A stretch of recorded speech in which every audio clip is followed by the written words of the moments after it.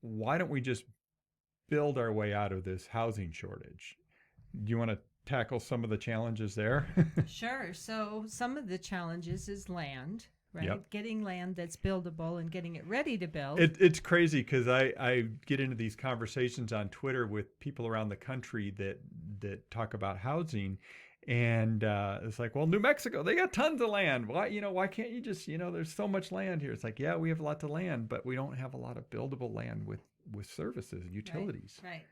So we have a land problem, even though we're the wild, wild west. We Yep. have lots of land. We just Yep. don't have land developed, ready to go. And assembling those parcels big enough for some of our bigger builders can be difficult, and it can take 2 or 3 years.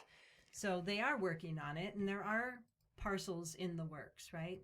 But then in addition to that, just the process of getting plat approved, getting house prices, getting plans, getting everything permitted, Yep. getting utilities in place, building the infrastructure, takes a long time.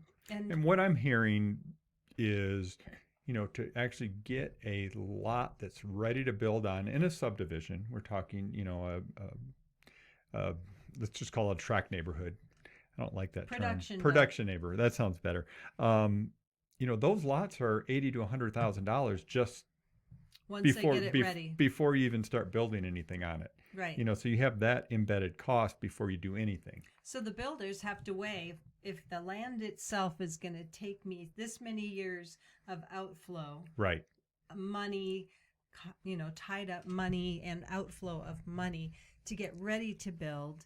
And then the build time. What is the house price that has to justify the cost of that land? And is there a market for it, right? Yeah. So they don't want to get too far ahead of themselves because their investment is large. And the general rule in the building industry is, you have to sell the home to 3 to 4 times more than your land cost to make it economically feasible, as which brings it up to high right. 3s, 400s Yeah, and up, yeah. which is what we're seeing. Which is what we're seeing right now. Right.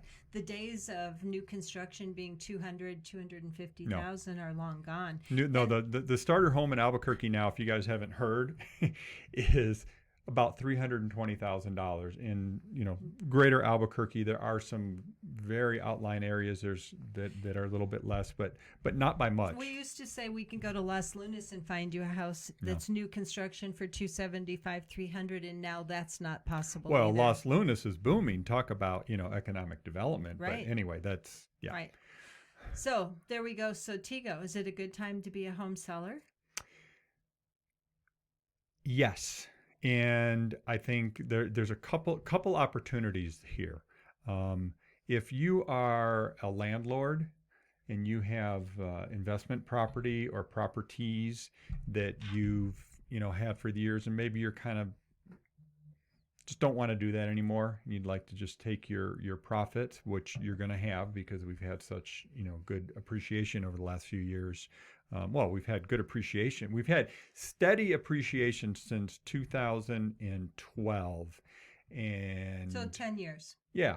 It was just steady, 3-4% a year. And of course, in the last few years, we've gone, And if you've owned bonkers. it for 20 years, you're in a really good position. Exactly. You're in a really good position.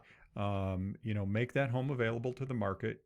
Take it out, and be done being a landlord. So that's one opportunity. And those rental properties, especially the multi, like if you have a multi-unit, like a 4-plex, 2-plex, duplex or something like that, those things are getting crazy multiples these days. Not crazy, that's the wrong word, but you know what I mean. They're at a premium. Yeah, they're at a premium. People are paying a lot for investment properties right now. Right.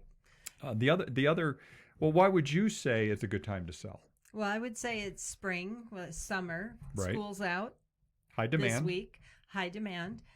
We typically see, if you look at like a 10 or 20 year chart, as you normally do, Tego, if you look at price per square foot, we're coming into the peak time of year to get the most price per square foot for houses. And then between now and December, June, July, we're good. They start going down. You know what that means? Do I sound like you? You actually hear what I say sometimes. Yeah, not very often, but yeah. You heard that. I listen. You heard. No, that is absolutely true. I just want to reiterate that is that prices, when you look at price per square foot, we kind of peak out just about this time of year, and then it pulls back into July basically and going, August, yeah. and then through the end of the year, and then we kind of start the year over, the whole cycle. But And it's not a huge difference, just to make that clear. But it's a consistent cycle. so we just finished school for most children in our communities. Yep. And what we know is historically, this is now people have done their graduation. We'll see some of that this weekend. It's Memorial Weekend. People are going to be picnicking and enjoying that school's over and doing some things. And then in the next week or so, we're going to see a lot of buyers out looking. So if you've been thinking of putting your house on the market, call us now and let's see how we can help you with that.